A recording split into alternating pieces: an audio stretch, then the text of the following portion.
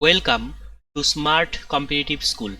আজকে আমি one liner GK এর ক্লাস নাম্বার 18 নিয়ে এসেছি।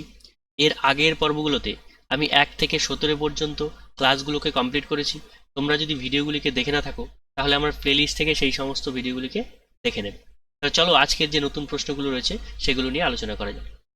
ভারতের একটি গ্রস্ত উপত্যকার উদাহরণ কি? গ্রস্ত উপত্যকার উদাহরণ হচ্ছে নর্মদা নদীর উপত্যকা।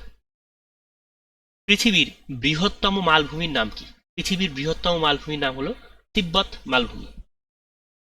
পৃথিবীর ছাদ বলা হয় কোন মালভূমিকে? পৃথিবীর ছাদ বলা হয় পামির মালভূমিকে। ভারতের উচ্চতম শৃঙ্গের নাম কি? ভারতের উচ্চতম শৃঙ্গ হলো Godwin অস্ট্রিন।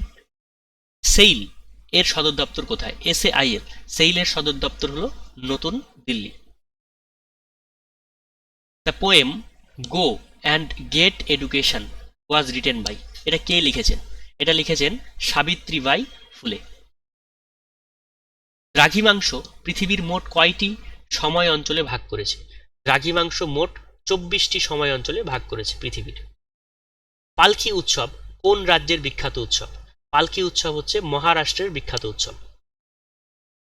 World blood donors day কবে পালন করা হয়?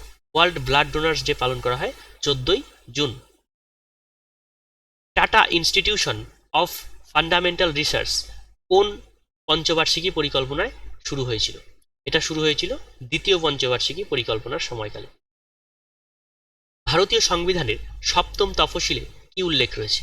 সপ্তম তফসিলে উল্লেখ রয়েছে কেন্দ্র এবং রাজ্যের মধ্যে ক্ষমতা বন্টন। খুব ইম্পর্টেন্ট একটা কোশ্চেন, ঠিক আছে? কেন্দ্র এবং রাজ্যের মধ্যে ক্ষমতা বন্টন কোন তফসিলে উল্লেখ রয়েছে? সপ্তম তফসিল। অ্যালফ্রেড নোবেল কোনটি উদ্ভাবন করেছিলেন? অ্যালফ্রেড নোবেল উদ্ভাবন করেছিলেন ডিনামাইট, ঠিক আছে? অ্যাঞ্জেল জলপ্রপাত কোথায় অবস্থিত? অ্যাঞ্জেল জলপ্রপাত অবস্থিত ভেনেজুয়েলাতে।